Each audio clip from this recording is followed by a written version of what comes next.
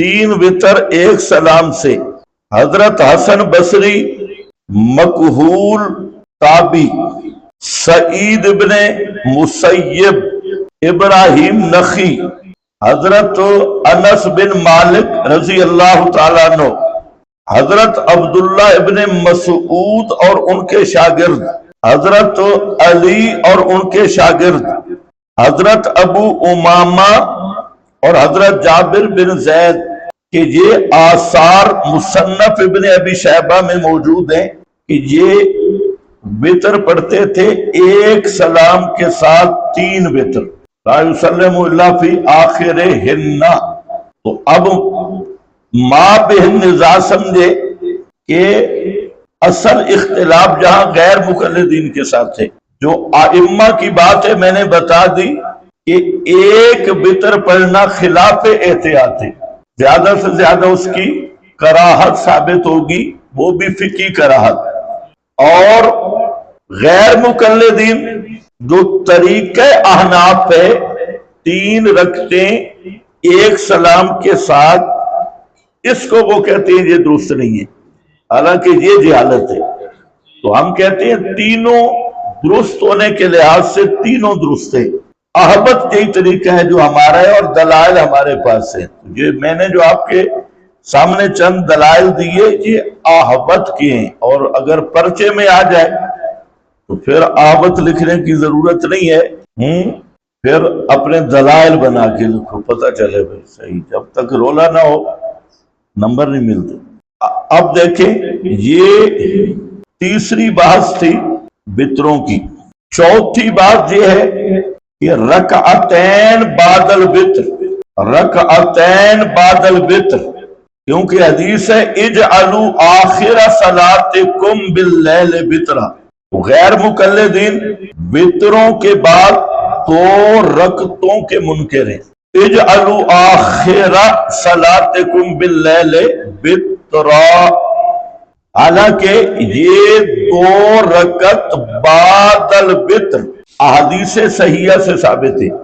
مسلم شریف پرانی کا جلد 1 صفحہ 502 ہے اور رقم الحدیث 738 ہے میرے پاس۔ سنن ترمذی کی 471 نمبر حدیث، شرح معانی الآثار جلد 1 صفحہ 341 ہے۔ یہ حدیث ہے جی مسلم کی 305 صفحے پہ۔ اس میں آ رہا ہے کہ فقالت کانا یصلی 13 رکعتن، پھر ثم یوترو ثم یصلی رکعتین وہو جالس فاذا اراد ان یرکع قام فرکع ثم یصلی رکعتین بین النداء والاقامہ۔ اب اس حدیث کو ذہن میں رکھو، یہاں پر غیر مقلدین شور کرتے ہیں کہ یہ جو 2 رکعتیں بعد الوتر والی ہیں یہ 2 فجر والی ہیں، 2 سنتی ہیں، لیکن اس حدیث نے بالکل واضح کر دیا کہ یہ 2 رکعتیں جو تھیں یہ وطروں کے بعد تھی، اور پھر 2 رکعتیں بین النداء والاقامہ تھی، وہ سنتیں الگ اور وطروں کے بعد والی 2 رکعتیں الگ۔ سمجھ گئے کہ نہیں؟ یہ حدیث بالکل صریح ہے اور یہ متعدد مقام پہ موجود ہے، پھر دیکھ لو اگر مل گئی ہے تو۔ ہاں یہاں جو پرانا چھاپا ہے پاکستانی، اس میں 1723 نمبر حدیث لکھی ہے، 1723 اور 305 صفحہ ہے، اور کتاب صلاۃ المسافرین ہے۔ تو یہ حدیث جہاں بھی ہے اس کی تخریج کر لو۔ تو اب اصل دلیل یہی ہے، اس کے ساتھ 2 رکعت بعد یہ ترمذی 471 میں اور سنن بہقی میں 4602 نمبر حدیث ہے، 4602 نمبر حدیث۔ ہاں یہ ام سلمہ سے 218 صفحہ ہے، ابواب الوتر جلد 1 218 219 صفحہ، نمبر تو میرا خیال نہیں لگے ہوئے جا۔ ام سلمہ فرماتی ہے ان نبی صلی اللہ علیہ وسلم کانا یصلی بعد الوتر رکعتین، کہ آپ وطر کے بعد 2 رکعتیں پڑھتے تھے۔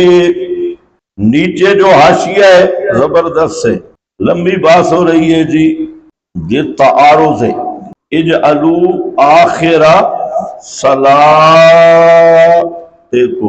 کوئی تعارض نہیں ہے۔ یہ جو 2 رکعت ہیں بعد الوتر، یہ توابع الوتر ہیں۔ 2 رکعت بعد الوتر کیا ہیں؟ توابع الوتر، ان 2 رکعتیں وتر کے توابع ہیں۔ تو وتروں کے بعد وہ 2 رکعتیں پڑھنا کوئی وتروں سے الگ نماز نہیں ہے، وہ آخر صلاتکم کے منافی نہیں ہے۔ کیا کہا میں نے؟ کوئی مستقل نماز تو نہیں ہے نا وتروں کے بعد والی، وہ توابع وتر ہے۔ تو 2 رکعتیں بعد والی چونکہ توابع وتر ہیں، اس لیے ان احادیث کے خلاف نہیں ہے اور نہ کوئی تعارض ہے۔ زیادہ شوق ہو تو پھر ترمذی کا حاشیہ دیکھ لو، وہاں لمبی بات ہے۔ بات صرف اتنی ہے کہ یہ توابع الوتر ہے، الگ نماز نہیں۔ باب لیجعل آخر صلاتہ وترا، کتنی باتیں ہو گئی بھائی؟ 4۔ 5ویں بحث اور آخری بحث وہ ہے مسئلہ قنوت فی الوتر کا۔ قنوت فی الوتر میں جو روایات، قنوت فی الوتر کے باب میں جو روایات ہیں، ان میں راویوں سے اختلاط ہوئے۔ حقیقت یہ ہے کہ جہاں قنوت 2 ہیں، ایک قنوت وتر ہے اور ایک قنوت نازلہ ہے۔ ایک قنوت وتر اور دوسری کیا ہے؟ قنوت نازلہ۔ بیان کرنے میں التباس ہوئے، آگے پھر یہ التباس چلا۔ اس کی پہلے بھی میں نے تھوڑی گفتگو کی ہے، قنوت نازلہ اور قنوت وتر۔ قنوت وتر ظاہر بات ہے وتروں کے ساتھ خاص ہے، اور قنوت نازلہ زیادہ تر فجر کی نماز میں پڑھی گئی۔ خاص حادثہ 70 قراء کی شہادت پر، اور پھر قنوت نازلہ کو مسلسل نہیں پڑھا گیا۔ وہ جدار الحکم علی علت ہی کے قبیل سے، اب بھی اگر کوئی ایسا حادثہ پیش آئے تو پڑھنا جائز ہے، جواز اب بھی ہے، لیکن حادثہ کی علت کی بنا پہ ہوگا، دستور اور روٹین نہیں پڑھنے کی۔ پھر دوسری چیز یہ ہے، دوسرا امر یہ ہے اس بحث کا